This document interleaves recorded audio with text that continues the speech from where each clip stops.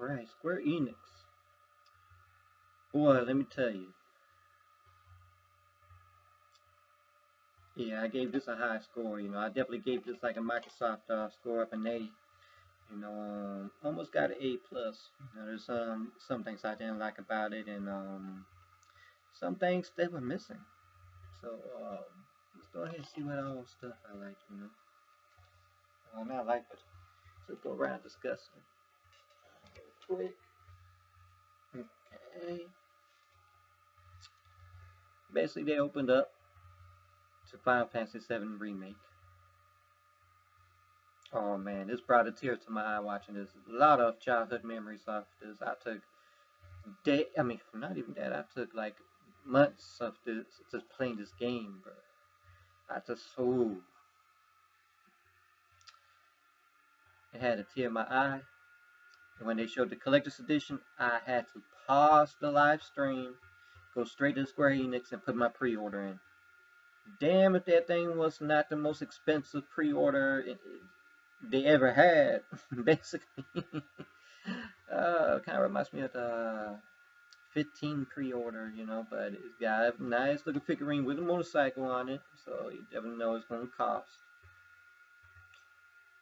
And,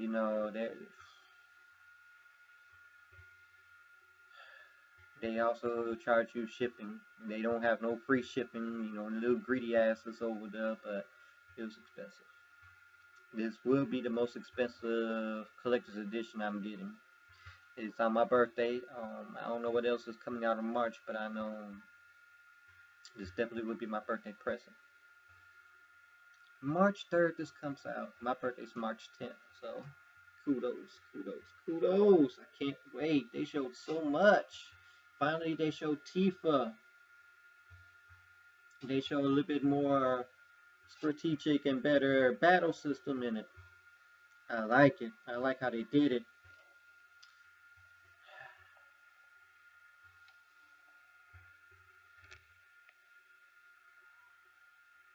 Definitely. I mean, I'm just having a hard time just trying to go into it because it was so great watching this. I mean, this is the game I've been waiting for a long time, like many others. Great fond memories.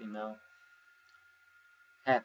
I'm happy because usually when they come with collector's edition, it's so hard to try to get a hold of. Big collector's editions. They sell out so fast, and like I said, I paused the live stream just to put my order in. So they showed some Life is Strange 2 love, the community. They showed like some reactions to it.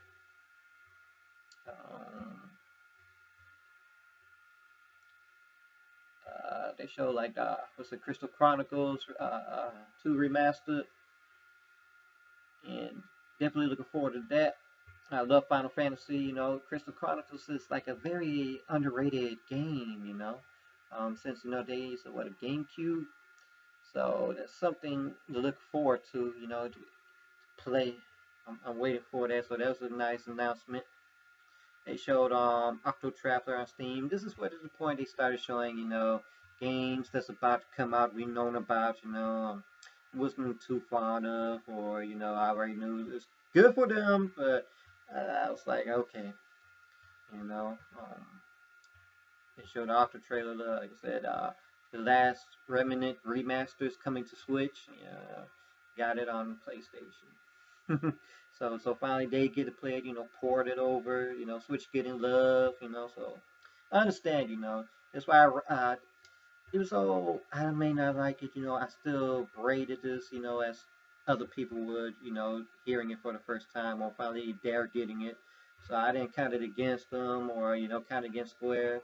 I thought of the fans, who would look forward to it. So this is great news for them. Dragon Quest Builders 2 knew about. Kudos, got the first one. Still need to go through it, so it's about to drop. No big surprise. The Dragon Quest 11S knew about. Got it on PlayStation. Switch is getting their edition with new content. Kudos on that. There's some new stuff that actually is worthwhile for Switch. They're actually getting the 16-bit version as well. To play through. If you notice, that was supposed to be a big thing they had announced way ago, saying where you could play the new generation console, the PlayStations, and go to the handheld and play that as well with a 16-bit, and flip flop, and it never fully happened for some odd reason. I don't know why, or maybe it just happened in Japan, but it didn't happen here, which was kind of sad. But finally, Switch get that, with new content. I'm thinking of double dipping.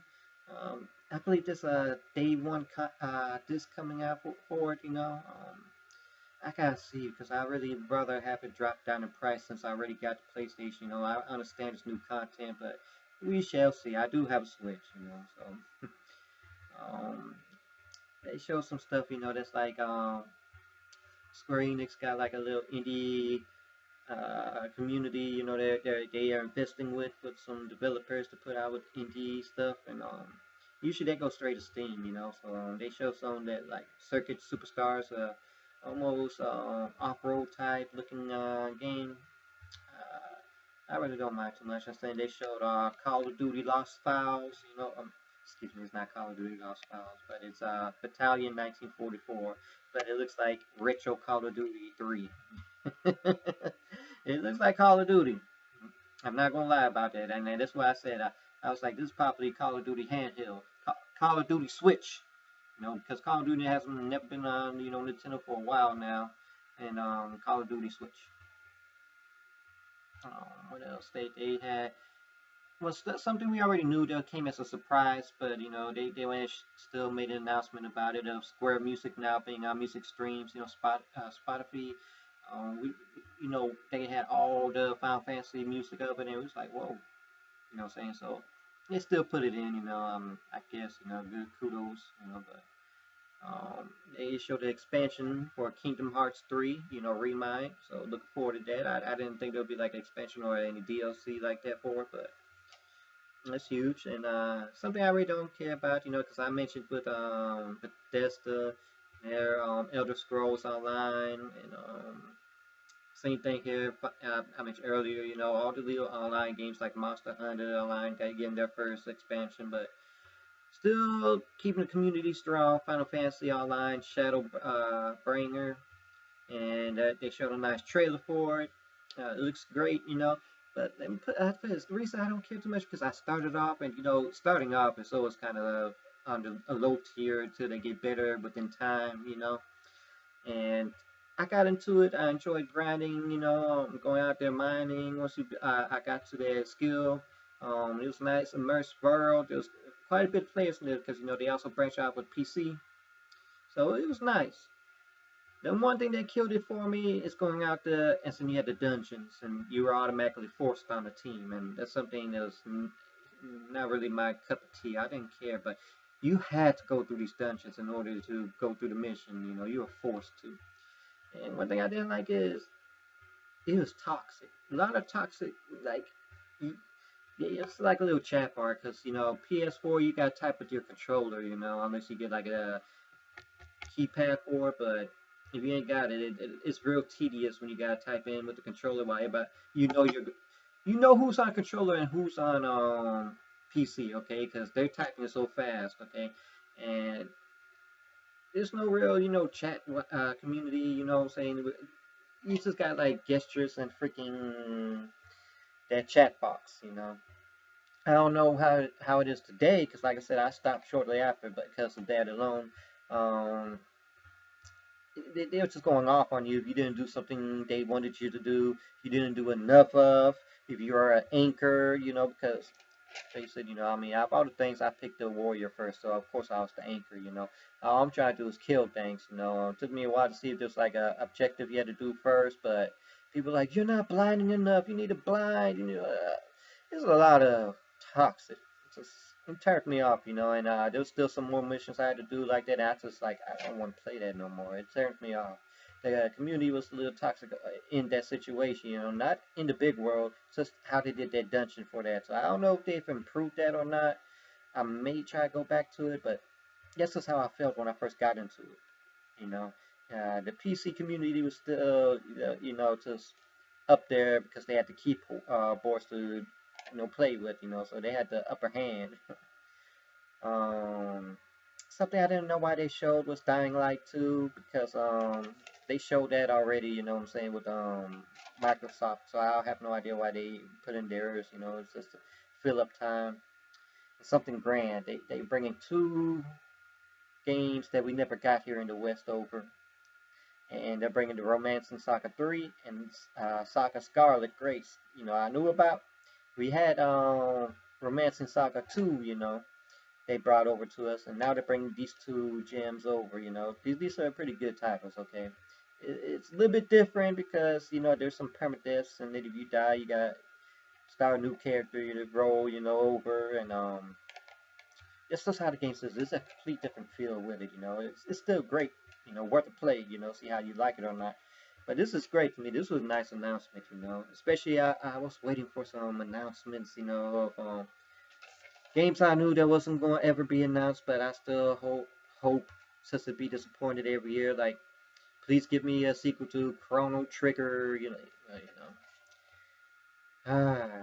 All these RPGs we never got, or you want sequels to, and I'm just like, please do this, and not being called. Oh, that's that hurt. Finally, a game that was leaked out, and they finally just announced was the Outriders. You know, we knew it was a shooter.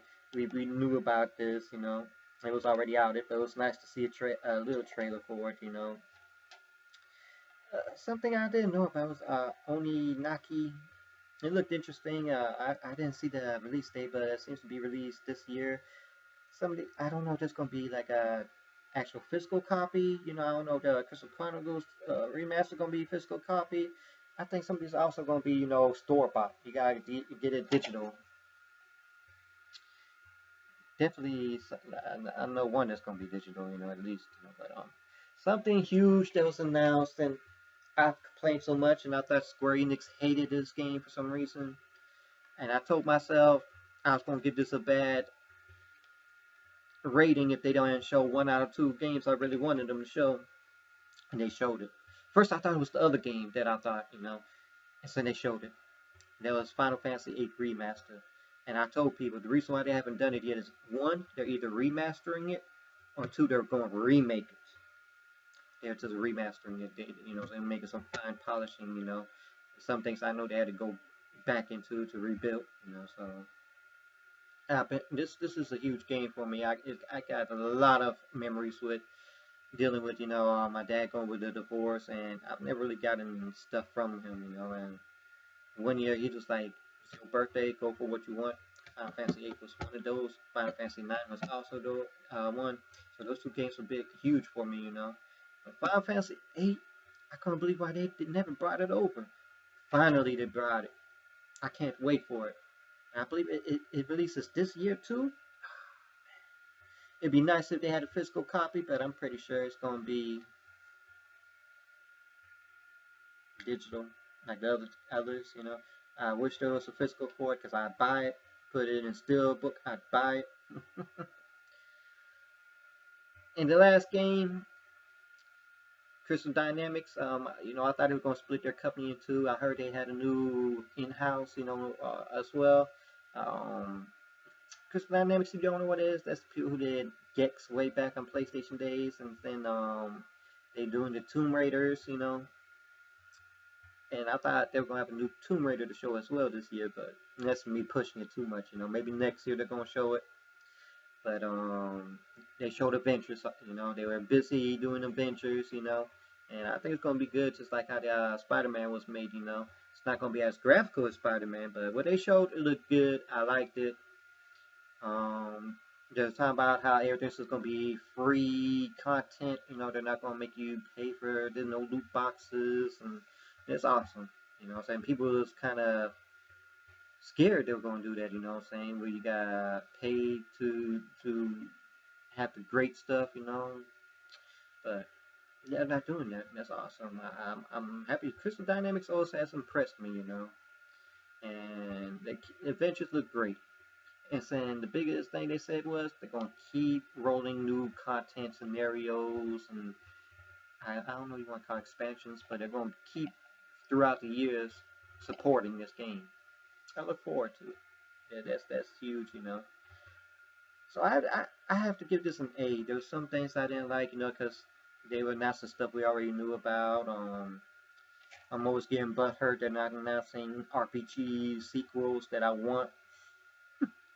It would have been so great if they had a Chrono Trigger sequel.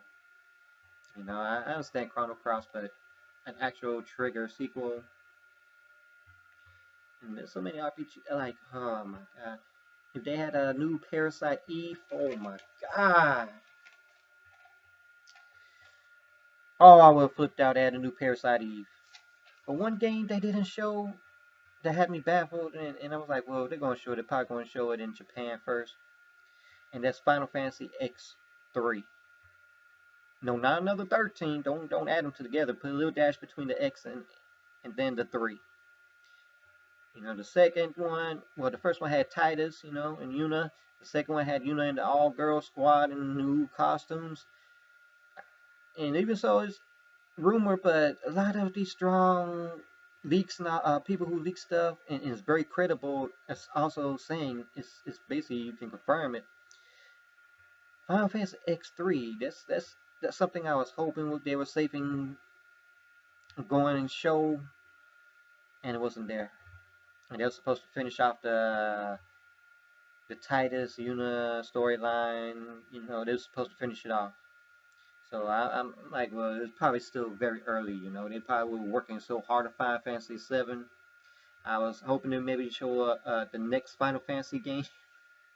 I know I'm pushing it. I'm way pushing it. Especially how now they're taking their time with stuff, you know. I even would have been happy, but at the same time shocked if they made a Final Fantasy 13-4.